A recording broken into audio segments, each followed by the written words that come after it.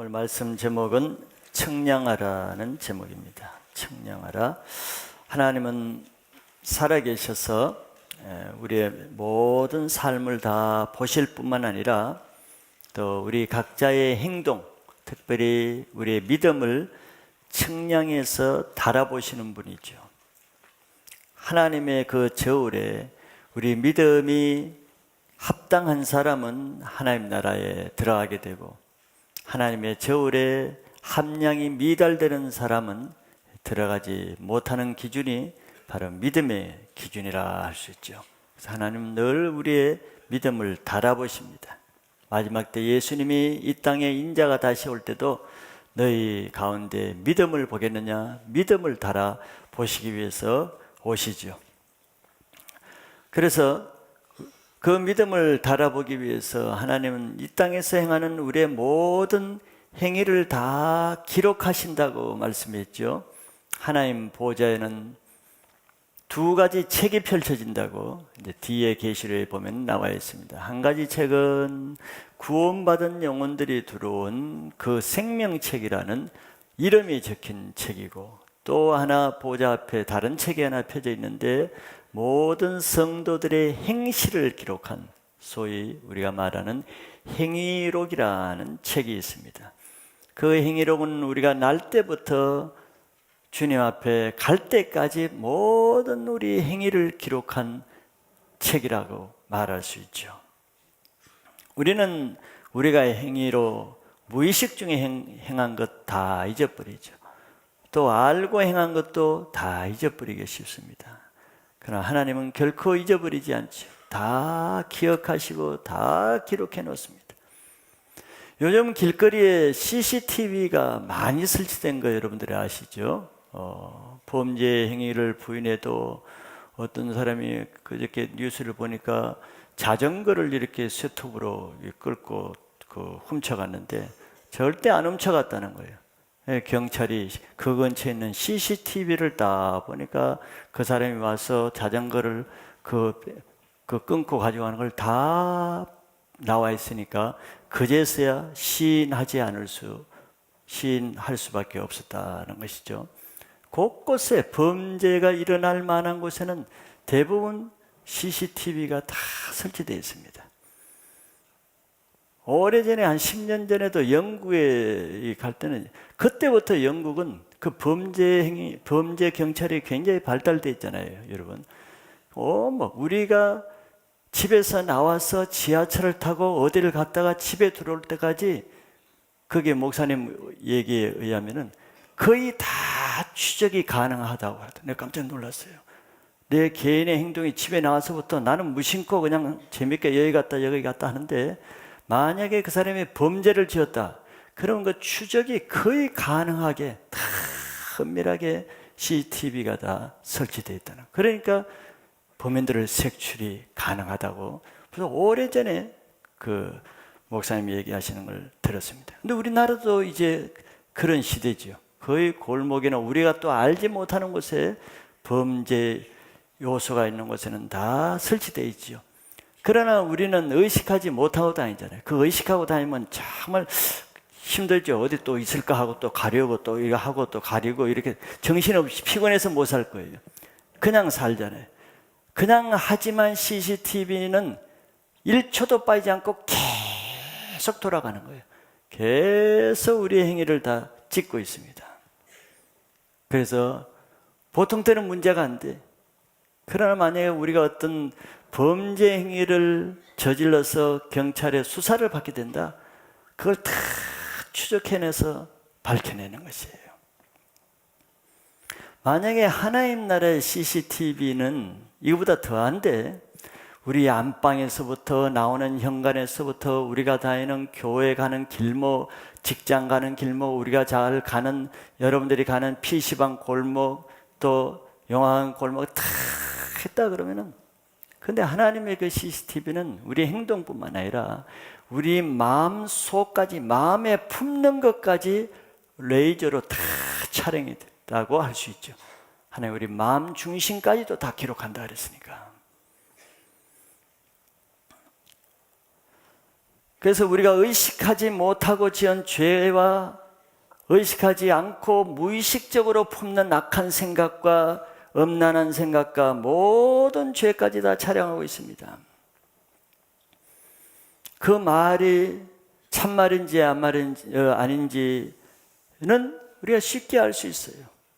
여러분들 가운데도 어떤 사람들은 HR 수련회나 또 청년 수련회 때 간증을 들어보면 알 수 있죠. 막 기도하는데 눈물 콧물이 나오면서 옛날부터 지은 자기 죄가 필름처럼 다 돌아간다는 간증을 듣죠. 그 사람 자기가 모르는 거예요. 잊어버렸는데 회개할 때 어릴 때부터 자기가 알지 못하고 지은 그 죄 필름처럼 순식간에 쫙 펼쳐진다 그랬죠. 그런 간증들을 심심찮게 자주 듣습니다. 자주 들을 수 있어요. 그게 누가 그렇게 보여주는 것이겠어요? 성령이 충만할 때 하나님의 성령을 통해서 우리가 알지 못할 때 찍어준 그 비디오 필름을 회개가 터질 때 쫙 보여주신 거란 말이죠. 그게 증명하는 거예요. 우리의 모든 일걸수 일투족이 다 CCTV에 찍히고 있다는 거예요.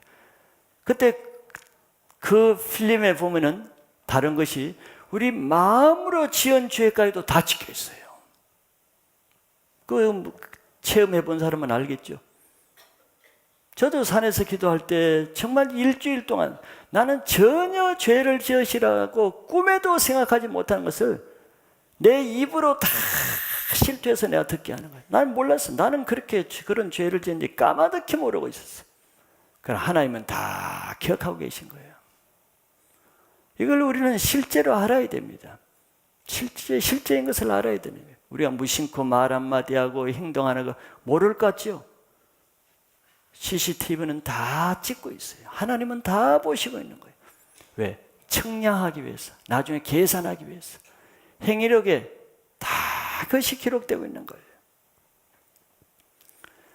그래서 영상 화면을 회개가 터질 때 쫙 보여주시면서 우리가 그 눈물로 회개하고 토설하고 하나님께 용서를 구하면은 하나님이 그 모든 죄를 다 또 용서해 주시죠. 그런데 비디오 필름을 해가지고 쓸데없는 것을 지워버릴 수도 있죠.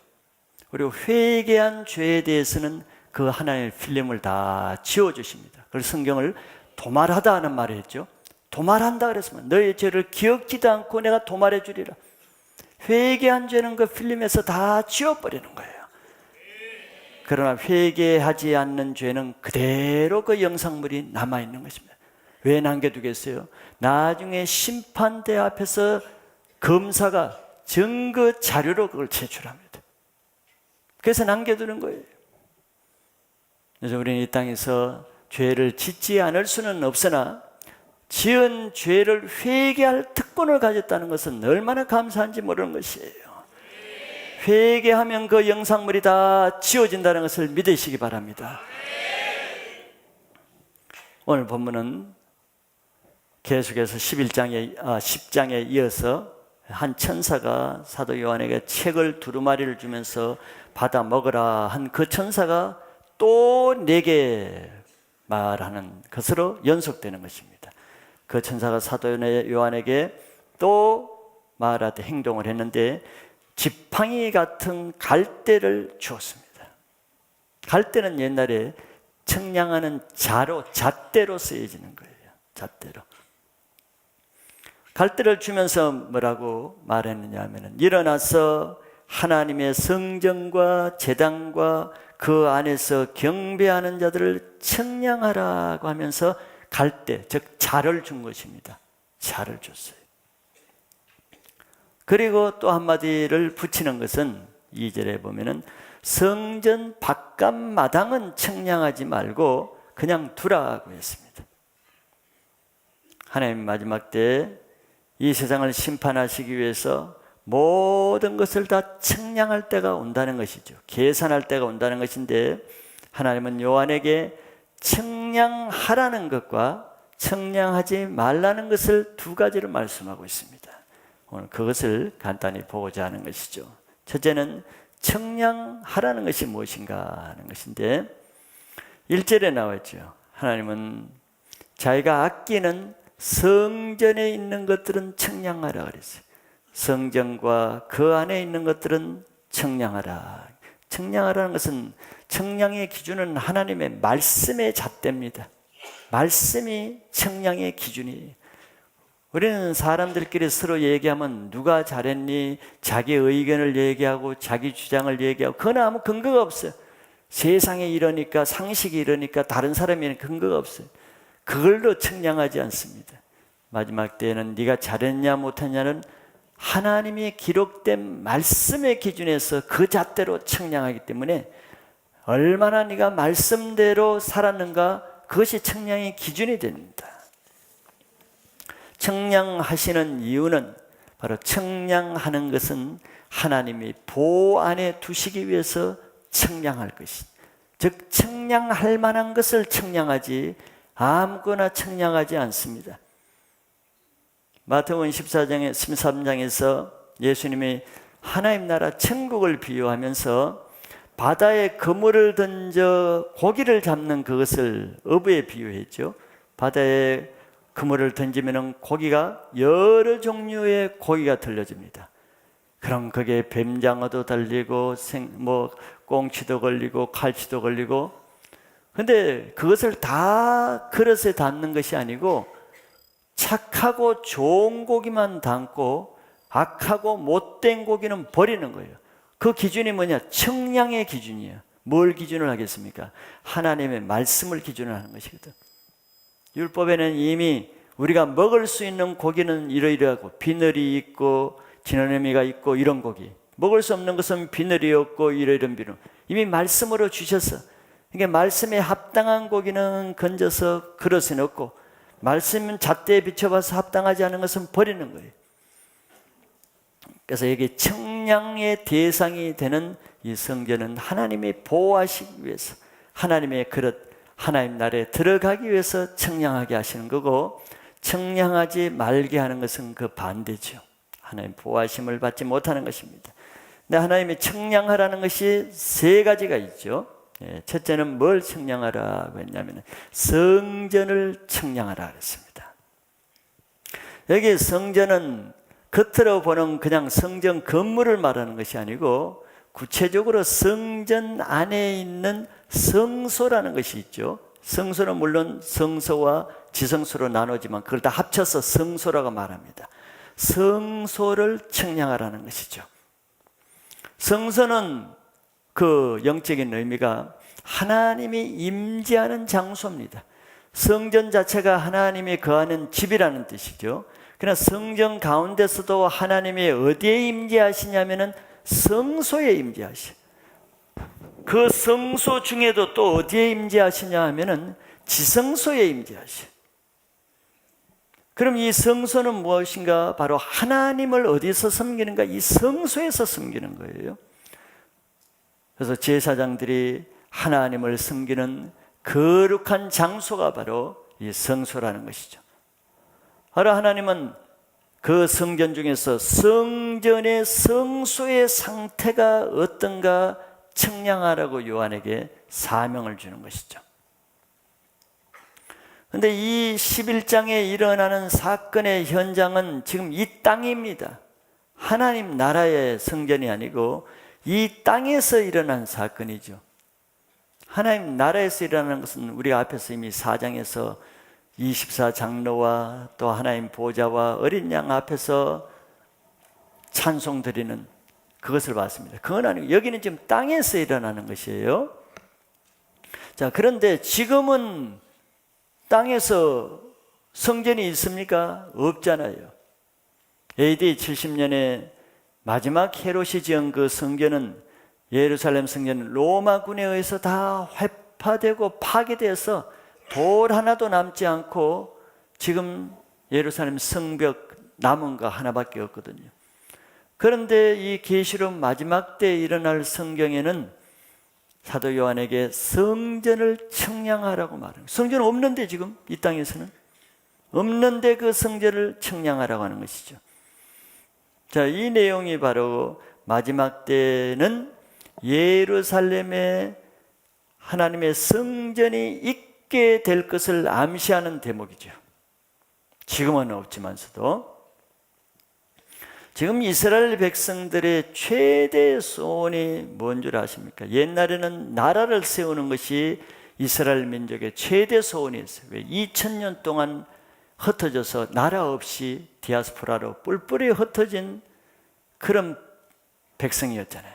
나라가 세워지는 것이 그렇게 소원이었는데 1948년도에 바로 나라가 지금 땅에 팔레스타인에 세워졌습니다. 나라가 세워진 이후 지금 이제 가장 이스라엘 백성들이 소원하는 것이 뭐냐면은 바로 자기 나라의 성전이 세워지는 것입니다. 이스라엘은 하나님의 백성의 나라잖아요. 성전에 그들의 생명보다 귀한 것이 성전입니다. 그런데 그 성전이 옛날에는 요르단에 속했는데 6.1 전쟁으로 인해서 그 성전이 세워졌던 땅을 이스라엘이 빼앗아서 회복했어요. 그러니까 성전이 세워질 기회가 더 많아진 것이죠. 그런데 성전 땅을 회복하고 보니까 그 성전에는 이미 뭐가 들어서 있냐면은 이슬람의 큰 모스크, 소위 황금돔이라는 황금으로 입힌 그 모스크가 들어서 있단 말이에요. 그 땅은 옛날에 아브라함이 이삭을 번제로 드리라 할 때 모리아에 있는 한 산에 가서 이삭을 번제로 드리라 그랬죠. 바로 이스라엘 백성들은 그 성전이 세워졌던 그 땅이 바로 아브라함이 이삭을 드렸던 번제단이라고 보기 때문에 이 세상에서 가장 거룩한 곳이 그 땅으로 보는 거예요. 왜? 그 땅이 성전이 세워졌던 땅이기 때문에. 그런데 이스라엘 백성으로 보면 지금 바로 그곳에 무엇이 서 있느냐? 자기들과 원수 관계에 있다고 하는 모스크, 이슬람의 가장 아름다운 성전이 거기에 서 있단 말이죠. 이게 천추의 한이 되는 거예요. 우리가 남북 통일을 바라는 것보다는 이스라엘 백성이 그 땅에 하나님의 성전을 다시 세우는 것이 더 강합니다. 이만큼 그들에게는 2000년 동안 성전이 파괴되어서 그것이 재건되지 않는 것이 천추의 한이 쌓여진 것이에요. 그래서 그들은 뜻있는 이 랍비들을 중심으로 지금 거의 모든 성전을 지은 모든 것이 다 완벽하게 준비해 놓고 있다 그러죠. 성전에 들어갈 엄청난 양의 물건들이 있죠. 성전 하나 지으려면 돈으로 따지면 수천억 원이 들 거예요. 근데 그것을 다 준비해 놨다는 거예요. 성전 짓기에 한 며칠이면 다 지을 수 있도록 돌도 다 다듬어 놓고 그 향단도 다 만들어 놓고 성전 안에 집기들 뭐 다 금으로 만들고 이렇게 하잖아요. 완벽하게 해놓는데 지금 D-Day를 기다리고 있는 거예요.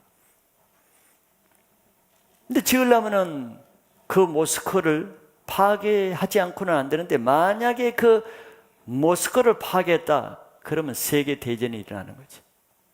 온 아랍과 무슬림들이 가만히 있지 않겠죠. 왜? 아랍인들 무슬림으로 보면은 그 땅이 그 땅을 뭐라고 말하냐면은 자기들에는 마호멧이 알라 신으로부터 계시를 받은 곳이 그 장소이기 때문에 자기들이 제2의 성지라고 생각하는 거지. 그 모스크를 만약에 파괴하고 거기에 성전을 짓다고 하면은 그는 대전쟁이 일어나기 때문에 이스라엘이 감히 지금 시도를 못하지만 그러나 모든 성전 기구는 다 준비해 놓고 있어요. 언젠가는 짓겠다는 것이죠. 때를 기다릴 뿐이다 말이죠.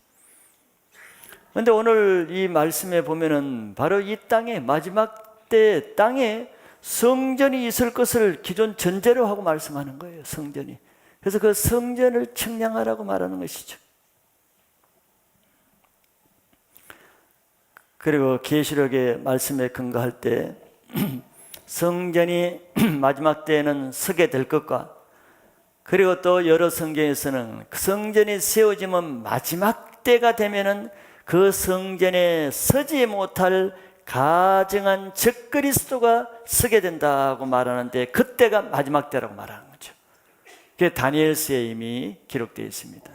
자, 다 다니엘서를 다 설명을 못하지만 본문만 한번 제가 읽어드립니다. 다니엘서 9장 25절부터 보면은 이런 내용이 있어요. 그러므로 너는 깨달아 알지니라 예루살렘을 중건하라는 영이 날 때부터 기름 부음을 받은 자 곧 왕이 일어나기까지 7이레와 62이레가 지날 것이요 그 곤란한 동안에 성이 중건되어 광장과 거리가 세워질 것이며 이게 대환란 때란 말이죠. 곤란한 기간에 그때 성이 중건된다는 거예요. 26절에 62이레 후에 기름 부음 받은 자가 끊어져 없어질 것이며 장차 한 왕의 백성이 와서 그 성읍과 성소를 무너뜨리느니와 그의 마지막은 홍수에 휩쓸림 같을 것이며 또 끝까지 전쟁이 있으리니 황폐할 것이 작정되었느니라. 이게 지금 다 계시록에서 본 내용이 그대로 이미 기록된 거예요. 27절에 보면 그가 장차 많은 사람과 더불어 한 일해 동안에 언약을 굳게 맺고 그가 그 일의 절반의 제사와 예물을 금지할 것이며 또한 포악하여 가증한 것이 날개를 의지하여 쓸 것이며 또 이미 정한 종말까지 진노가 황폐케 하는 자에게 쏟아지리라 하였느니라 하니라. 이게 이미 구약의 마지막 때 종말을 말씀했는데 이 어려운 말씀을 한마디로 예수님이 풀어서 말씀하신 것이 있어요. 예수님도 그 다니엘서 말씀을 인용하시면서 마지막 때 성전에서 적그리스도가 서게 될 것을 이렇게 말씀했습니다. 마태복음 24장 15절에 그러므로 너희가 선지자 다니엘이 말한 바, 이게 지금 우리는 읽은 그 내용이에요. 예수님이 그걸 인용하신 거죠. 다니엘이 말한 바 멸망에 가증한 것이 거룩한 곳에 선 것을 보거든 1년 자는 깨달지니라. 그것을 보거든 그때가 종말인지를 알라는 거예요. 멸망에 가증한 이 적그리스도가 그 서야 될 곳이 못 되는 성전에 더러운 우상의 예물을 드리고 악한 짓을 할 때가 오는데 그때가 마지막 때라는 것을 알라는 것이죠. 그래서 사도 요한은 바로 마지막 때에 나타날 이 성전을 청량하라고 지금 지시하는 거죠. 하나님 마지막 때 하나님의 성전이 얼마나 하나님의 거룩하심을 유지하고 하나님 말씀대로 하나님을 잘 봉사하고 있는지 그 청량할 때가 온다는 것이에요.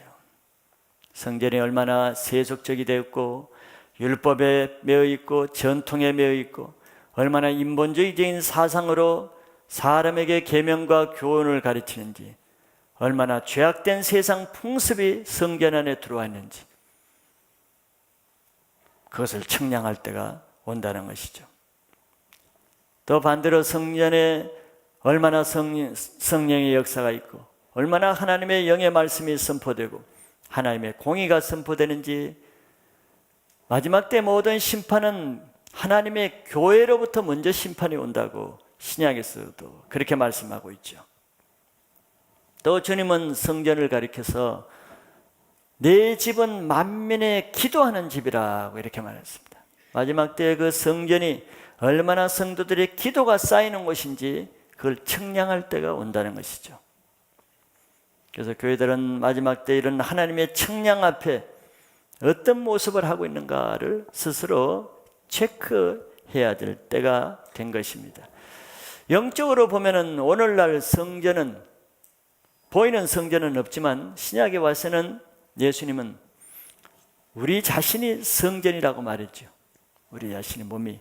왜냐하면 예수 그리스도를 구주로 영접하는 자에게는 하나님의 영이 성령이 우리 안에 거하시기 때문에 우리가 거룩한 성전이 되는 거예요. 이 몸이 보통 몸이 아니고 하나님의 성령이 거하신 몸이기 때문에 그래서 거룩한 몸이라고 하고 또 이 성전된 이 몸으로 하나님을 섬기는 우리들을 왕같은 제사장이라고 말하는 거예요. 그렇기 때문에 우리는 이 몸으로 하나님을 섬기기도 하고 이 몸으로 하나님을 예배드리기도 하고 찬송하기도 하고 봉사하기도 하죠. 이게 성전입니다. 성전에서 제사장들이 하나님께 예배를 드리고 봉사도 하고 찬양도 하듯이 바로 오늘 신약에서는 우리 몸으로 그런 일을 하는 거예요. 제사장으로서. 그래서 하나님은 마지막 때 우리에게 주신 이 성전을 측량하신단 말이죠. 이 몸을 어떻게 사용하고 몸을 얼마나 정결하게 가꾸고 있고 흠없고 점없는 신부처럼 정결하게 유지하고 있는지, 어떤 몸으로 하나님께 예배를 드리는지, 어떤 몸의 상태로 하나님을 섬기고 있는지 그 성전을 잣대로 측량하라고 한단 말이죠. 그럼 마지막 때 성령이 거하시는 우리의 몸을 거룩한 몸으로 유지되어서 하나님의 측량 저울에 합격할 수 있기를 바랍니다. 두 번째는 제단을 측량하라 그랬죠. 성전 안에는 두 제단이 있습니다.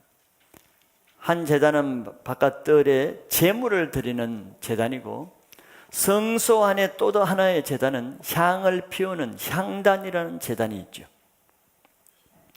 그래서 그 제단을 측량한다는 것은 하나님께 드리는 그 헌신의 제단, 제물을 어떻게 드리고 그 제물이 어떤 예물인가를 측량할 뿐더러 또 향단에 드리는 성도들의 기도의 분량이 얼마나 쌓였는가를 측량하신다는 거죠. 제단을 측량하는 것은 그 둘밖에 없습니다. 성도들이 드리는 예물, 제물, 그 다음에 제사장이 피우는 향단의 향, 그것은 성도들의 기도를 의미한다고 우리가 앞에서 이미 봤습니다. 먼저 마지막 때 그 제단에 드려지는 예물이 얼마나 정결한 예물인지를 판단합니다. 지금까지 하나님께 드려진 예물을 얼마나 정결하게 드렸는지, 하나님은 흠없고 점없는 예배만 받으시죠. 드리는 자가 하나님을 향한 순전한 마음 없이 드려지는 흠 있는 제물은 하나님도 경멸히 여기신다고 말라기 1장 7절 8절에 이렇게 말씀하고 있습니다. 너희가 더러운 떡을 나의 제단에 드리고도 말하기를 우리가 어떻게 주를 더럽게 하였나이까 하는도다. 이는 너희가 여호와의 식탁은 경멸히 여길 것이라 말하기 때문이다. 만군의 여호와가 이르노라. 너희가 눈먼 희생제물을 바치는 것이 어찌 악하지 아니하며 저는 것 병든 것을 드리는 것이 어찌 악하지 아니하냐. 이제 그것을 너희 총독에게 드려보라. 그가 너를 기뻐하겠으며 너를 받아주겠느냐 그랬어요. 신약 성경에서는 로마서 12장 1절 2절에서는 우리 자신을 산 제물로 드리라 그랬습니다. 이것이 하나님이 기뻐하시고 받으실 만한 영적인 제사다 그랬죠. 우리 몸을 정결하게 하지 않으면서 예배만 드리고, 우리 몸은 속에서 온갖 흠 있고 병든 것, 눈먼 것, 이런 것들을 가지고 있으면서 찬양은 거룩하게 하고, 기도는 경건하게 하고, 예배 행위는 거룩하게 하는 것. 하나 앞에 그거는 다 무슨 제물을 드린가? 눈먼 것 드리고 병든 것 드리고 약한 것 드리는 제물과 같은 거예요. 너의 몸을 산 제사로 드리라고 했기 때문에 하나님은 그것을 체크한다는 거예요. 예배를 몇 번 드렸는가, 이것을 점검하기보다 어떤 예배를 드렸는가를 측량하신다는 거죠. 또 향단의 제단을 측량하시겠죠. 성경은 쉬지 말고 기도하라 그랬습니다. 주님은 우리가 얼마나 그 말씀의 잣대에 의해서, 쉬지 말고 기도하라는 말씀의 잣대에 의해서 얼마나 많은 향단의 제단에 향불을 피웠는가, 기도를 올렸는가, 그걸 측량하는 것이죠. 그래서 천사들은 그걸 측량하기 위해서 늘 제단 곁에 서 있다고 앞에서 봤습니다.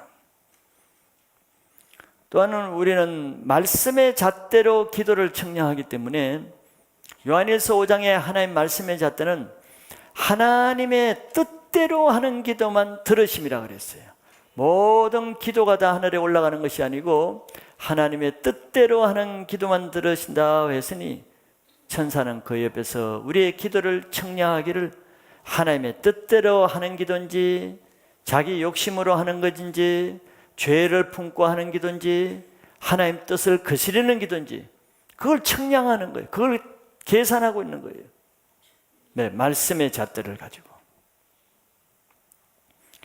기도를 많이 하는 사람이라도 분량은 많아도 아마 하나님의 잣대로 맞춰서 향단의 금그릇에 올라가는 아마 기도는 매우 적은 사람이 있을 수가 있는 반면에, 또 기도는 그렇게 많이 하지 않은 사람이라 할지라도 그 많이 하지 않는 기도가 아주 100%다 알차게 나중에 보면 이 향단 금그릇에 다 올려가 있는 사람이 있을 것입니다. 그런 것이 이 땅에서도 우리는 볼 수 있지요. 기도를 많이 하긴 하는데 그렇게 신앙과 그렇게 믿음이 변하지 않고 응답이 없는 사람이 있고, 어떤 사람은 정말 1시간을 해도 간절히 하나님과 교제하면서 그것이 하나님의 받으시는 기도가 있는 거예요. 그것이 우리는 앞에서 본 대로 바리새인들은 거창하게 성전 문 앞에 와서 손을 들고 자기 자랑을 기도해도 하나님 하나도 안 받잖아요. 올라가는 기도가 하나도 없어요. 그러나 세리는 3마디 기도를 했지요. 그냥 고개를 끄트고 하나님이여 나는 죄인으로소이다. 나를 불쌍히 여기소서. 가슴을 치면서 3마디 기도했는데 그는 100%다 하나님께 올라갔다는 거예요. 이건 왜 그렇게 해서요? 하나님의 그 기도를 청량하고 있기 때문에, 잣대로 재기 때문에 그런 현상이 일어나지, 그냥 잣대로 안 잰다면 모든 기도가 올라갔어야 되는 거지.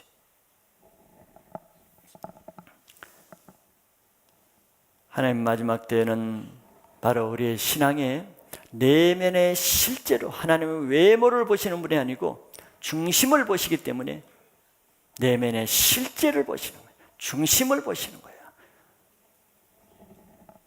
그렇기 때문에 이 땅에 살 동안 자기의 신앙의 신실성을 잘 관리해서 하나님의 두 재단을 풍성하게 하는 신앙을 하시기를 축복합니다. 3번째 성전의 안에 청량은 예배자들, 경배자들이라고 했죠. 예, 마찬가지입니다. 예배자들을 청량하라. 그 성전 안에서 예배 드리는 사람들을 청량하라고 했습니다. 그들이 얼마나 하나님이 받은직한 예배를 드리는가, 그것이죠. 가인과 아벨은 똑같이 하나님께 예배 드릴 마음은 있었습니다. 똑같이 하나님께 예배를 드렸지만 가인의 예배는 드렸지만 받지 않고 아벨의 예배는 받은 것이에요. 그래서 바로 하나님이 우리가 땅에서 똑같이 예물로 예배를 드리지만 청량하고 있기 때문에 그런 일이 나타나는 거죠. 청량하고 있는 거예요. 자로 채우고 있는 거예요. 가인의 예물을 자로 채우는 거예요. 말씀의 잣대로. 이건 아니네. 안 받았고. 아벨의 예배는 말씀에 재니까 받으실 만하고. 근데 신약에 와서는 요한복음 4장에서 예수님은 우리에게 어떤 예배를 드리라고 하냐면 성령과 진리로 드리라 했어요. 하나님은 그런 예배하는 자를 찾는데 어떤 예배자를 찾는가? 성령과 진리로 드리는, 성령은 영으로 드리는 예배자를 찾는다는 거예요. 그 다음에 진리라는 것은 말씀의 진리대로 하는 예배를 찾는다는 거예요. 이게 청량의 잣대입니다. 혼으로 예배드리고 율법으로 예배드리고 전통으로 예배드리고 형식으로 예배드리고 인간적이고 세속적인 예배로, 그런 예배를 다 청량하십니다. 모든 예배 형식을 다 받으시는 게 아니에요. 또 예수님은 하나님을 사랑하는 방법을, 기준을 말씀해 줬잖아요.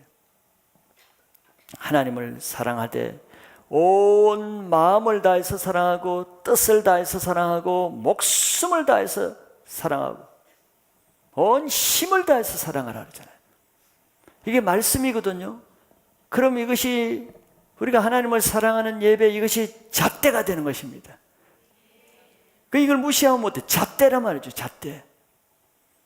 내가 하나님을 사랑하고 하나님을 예배할 때 이런 잣대로 했는가 말이에요. 이게 바로 진리로 말씀이 진리잖아요. 신령과 진리로 예배하는 자를 찾으신다 할 때 이 진리란 말이죠. 예수님 말씀하신 대로 예배를 드리는가 말이에요.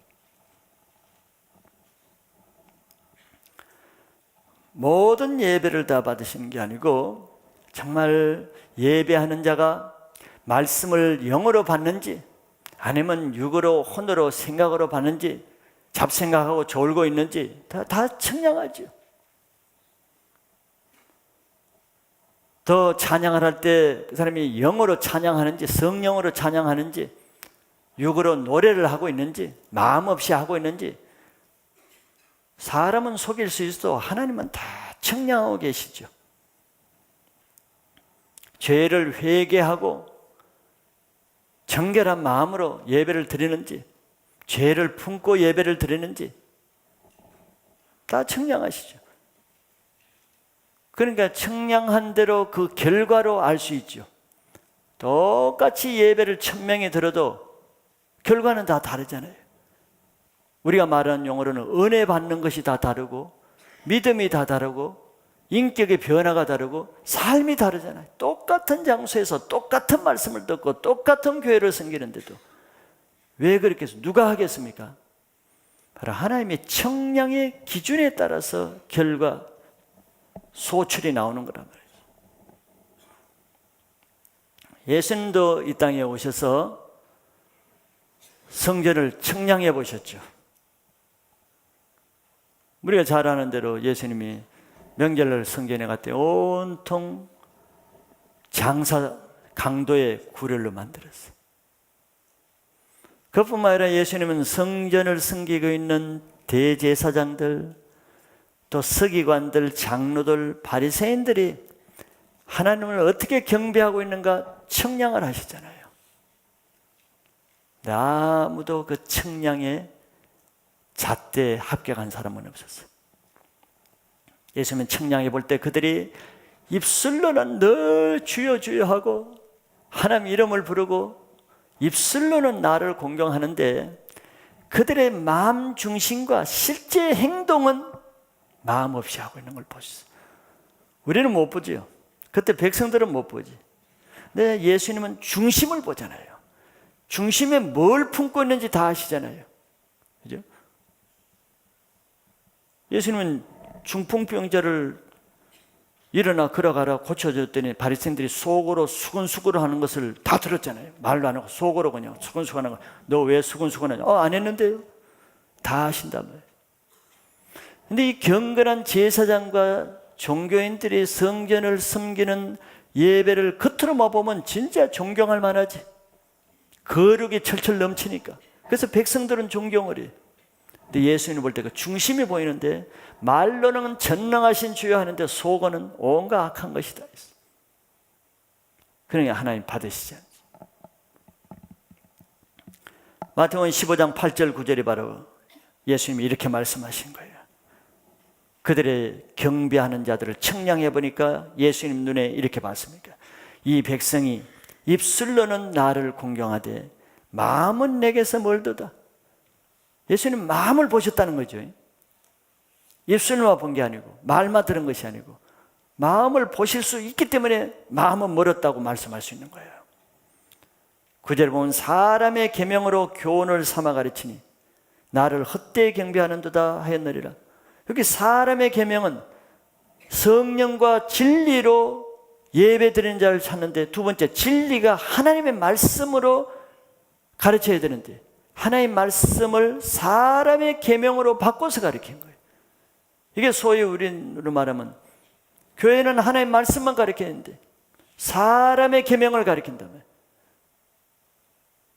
유교적인 윤리를 가리키고 교훈을 가리키고 세상 상식을 가리키고 도덕을 가리키고 그거 싫어할 사람 누가 있겠어? 사람들은 다 좋아하지. 동방예의지국인데. 바리새인들이 그랬단 말이지. 사람들에게 중요시하는 계명을 가리키는 거야. 사람들이 아주 귀중하게 여기는 계명들을 가리는 게 사람들이 얼마나 좋아하겠어. 진리로 예배를 드려야 되는데 세속적인 사람의 계명으로 예배를 드리는 거예요. 그러니 나를 헛되이 경배한다 그랬습니다. 마지막 때에는 바로 이런 것을 예배자들을 청량할 때 이걸 청량하는 것이죠. 예배는 다 드려. 바리새인들도 절대 안식일 범하지는 않아요. 교회야 꾸역꾸역 주일날에 올 수 있겠지. 그럼 뭘 하고 가는가가 중요한 것이지. 뭘 하고 가는가. 어떤 예배를 드리고 가는가가 중요한 것이지. 어떤 자세로 경배하고 말씀을 영어로 듣는지 사람의 계명으로 듣는지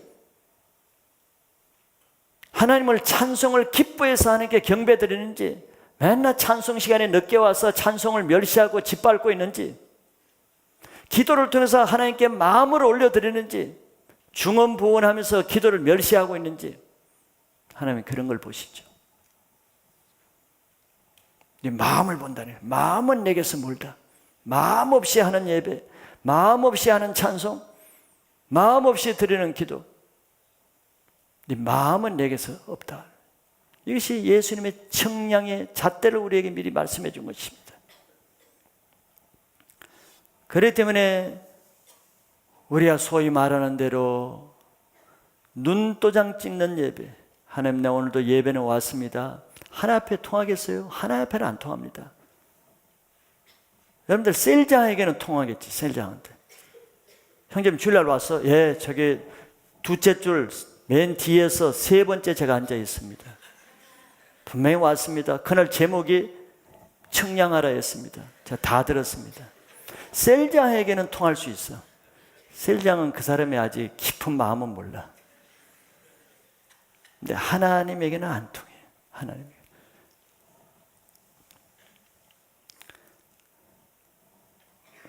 여러분들 예배 드리는 것이 하나님의 CCTV, 하나님의 마음에 다 기록되고 다 그것이 기억된다는 걸 알 때 내가 예배를 그냥 드릴 수 있겠습니까? 하나님을 망령되이 행할 수는 없는 거예요. 즉 예배를 드리고서도 드리는 것으로 하나님께 혼날 일을 할 필요가 뭐가 있겠어?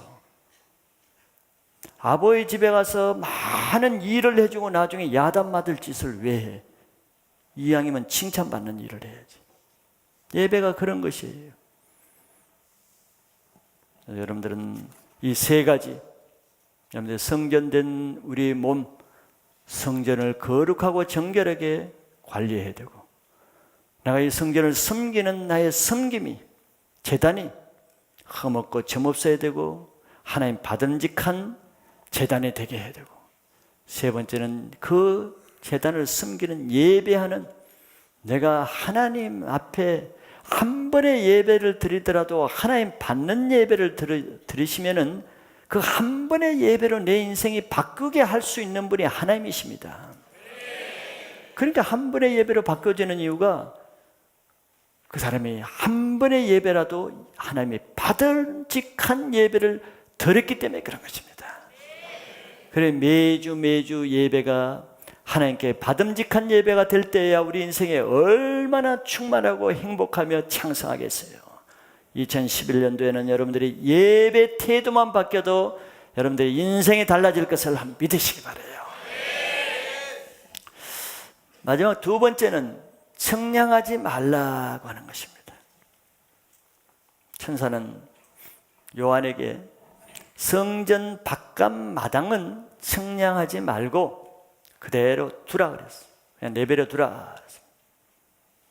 이 성전 바깥 마당은 이방인의 뜰입니다. 성전 마당은 여러 가지가 있죠. 맨 나중에 이방인의 뜰도 있고 여자들의 뜰이 있고 유대인의 뜰이 있고 그 가든은 여러 가지 나누어져 있습니다. 근데 이방인의 뜰은 그냥 청량하지 말라 그랬어. 하나님의 자녀들이, 택한 자녀들이 섬기는, 유대인 제사장들이 섬기는 성전은 청량하라 그래 놓고 이방인의 뜰은 청량할 가치도 없다는 것이에요. 청량하지 말라는 것은 하나님이 보호 대상이 아니라는 것입니다. 마지막 때에 하나님을 믿지 않는 이방인들, 그들은 하나님의 성을 42달 동안 짓밟는 일을 할 것이라 했어요. 42달은 7년 환란 중에 반을 말하는 거죠. 3년 반의 환란 기간 동안에 누가 그 환란의 주역이 되느냐? 바로 이방인의 뜰에 거하는 이방인들이 하나님의 거룩한 성전을 짓밟게 되는 그런 아주 모욕적인 일을 감당하게 될 것이라는 거예요.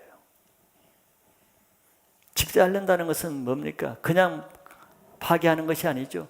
아주 하나님의 영적인 것을 모욕하고 거룩한 것을 대적하면서 가증한 짓을 한다는 거예요.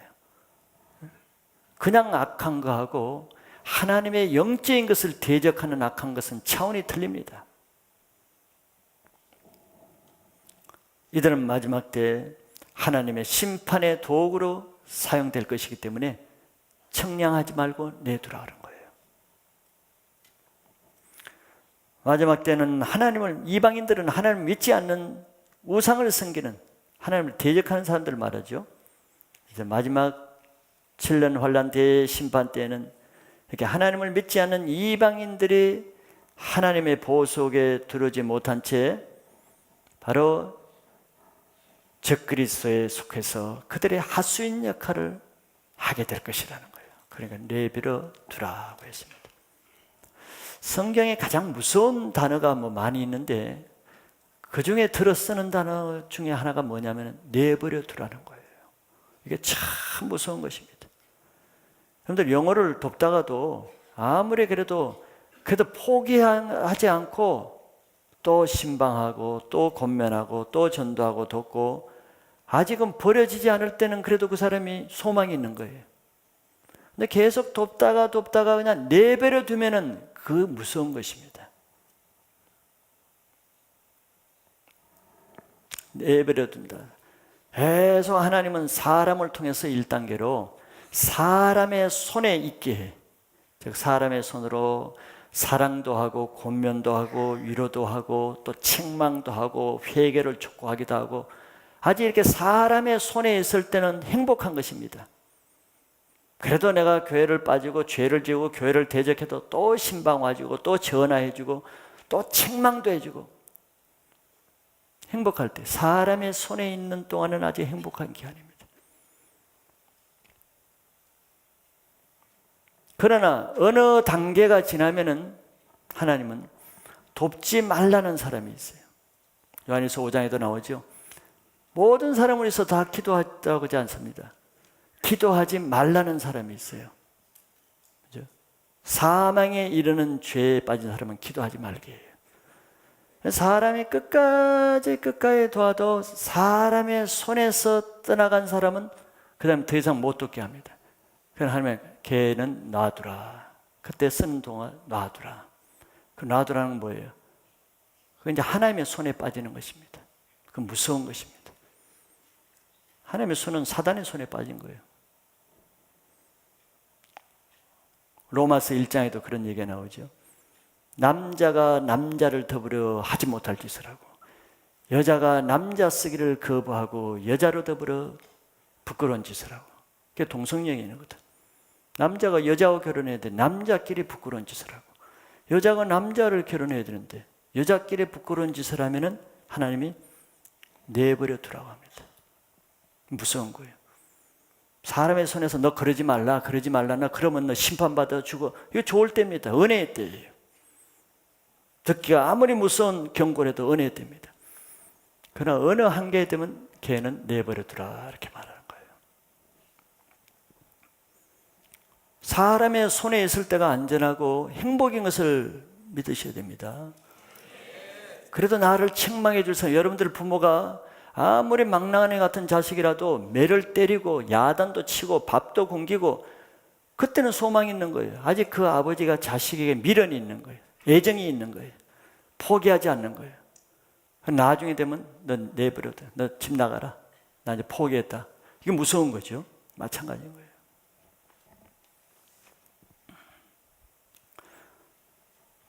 하나님이 내버려둔 이방인들은 어디에 속하는가?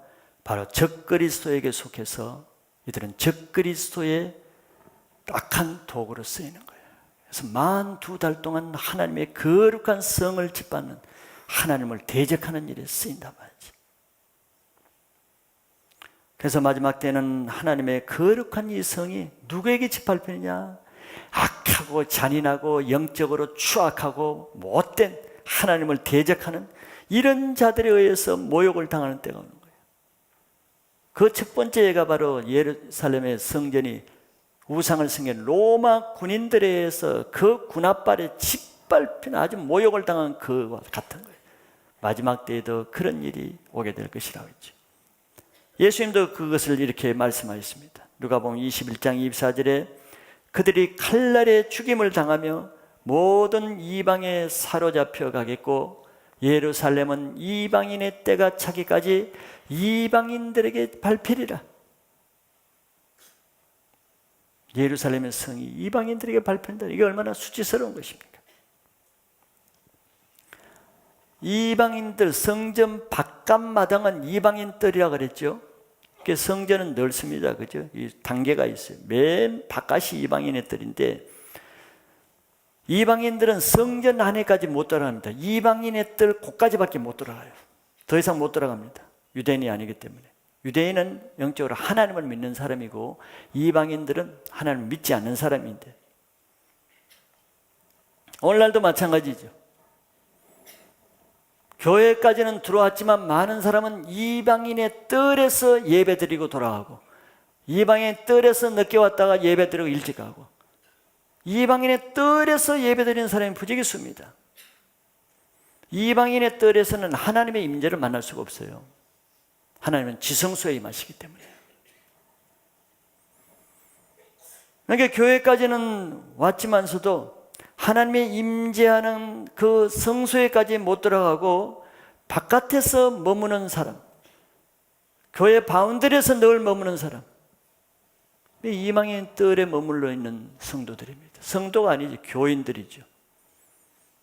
이 사람들은 어떤 사건을 만나면 언제든지 이제 떠날 준비가 된 사람들이죠. 그런 사람들은 지금도 교회 성전 바깥마당에 가면서 어떤 일을 하는가 보세요. 하나님의 이름을 모독하고, 예배는 참석하지만 늘 하나님을 대적하고 불평하고 교회를 대적하고 하나님의 종들을 비판하고 판단하는 일을 지금도 하죠. 거룩한 성을 모독하고 짓밟는 일을 이방인들이 하는 것이란 말이죠. 이런 사람은 마지막 때가 되면 적그리스도 군대에 속해서 바로 이런 신실한 그리스도인들을 잡아 죽이고 핍박하는 일에 앞장설 사람들이, 42달 동안 그 악한 하수인 역할을 하는 사람들이 세상 불신자들이 아니에요. 그렇죠? 바로 이방인의 뜰에 있는 그 사람들이 한다 그랬단 말이죠. 요한일서 2장에도 적그리스도는 다른 종교에서 나오는 것이 아니라 그랬죠. 우리 가운데서 나간 자가 적그리스도가 되는 거예요. 한때 교회를 다니다가 안 다닌 사람, 교회 안에 있으면서 성소에 못 들어오고 바깥 이방인의 뜰에 머물다가 왔다 갔다 하는 그 사람 중에 적그리스도가 나오는 거예요. 근데 우리나라도 안티 기독교 그게 있죠. 안티 기독교 여러분, 불교 신자나 어디 타종교 이슬람권에 있는 사람들이 그 모이는 줄 알아요? 내가 알기로는 한 8, 90%는 다 교회 다닌 경험이 있는 사람들입니다. 교회에서 뒤에서 이방인의 뜰에 머문 사람이 나가서 그 적그리스도의 일을 하는 거예요. 교회 안 다닌 사람이 하는 게 아닙니다. 그래서 내가 항상 교회 안 다닌 사람보다도 더 불쌍한 사람이 바로 그런 사람이라는 거죠. 교회는 다니면서 이방인의 뜰에서 종교인으로 머물리는 사람, 자기 실체를 모르는 거예요. 자기가 지금 뭘 하고 있는지.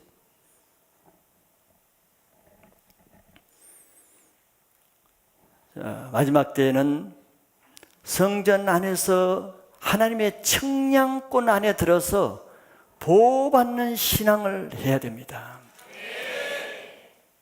하나님의 교회를 왜 세웁니까? 하나님의 영광 받으시기 위해서 세우는 것이거든요.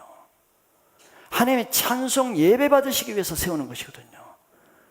그런데 교회를 세워서 교회 안에 하나님을 신령과 진정으로 찬송 드리는 예배가 안 드려지고, 하나님의 진정으로 예배를 드리는 경배자가 없고, 그런 교회는 하나님 받지 않는 거예요. 그런 예배하는 사람은 하나님 받지 않는 것입니다. 그런데 우리는 마지막 때 성전 마당만 밟으면 안 되는 거예요. 이방인의 뜰, 거기만 왔다 갔다 한다고 경배자가 되는 게 아닙니다. 그런 사람들은 어떤 사건을 만나면 금방 교회를 대적하고 떠나잖아요. 이방인의 뜰에서 여러분들이 깊이 성소로 들어오고 지성소로 들어서 하나님의 임재 가운데 들어오는 영으로서 예배하는 영적 제사장이 되시기를 축복합니다.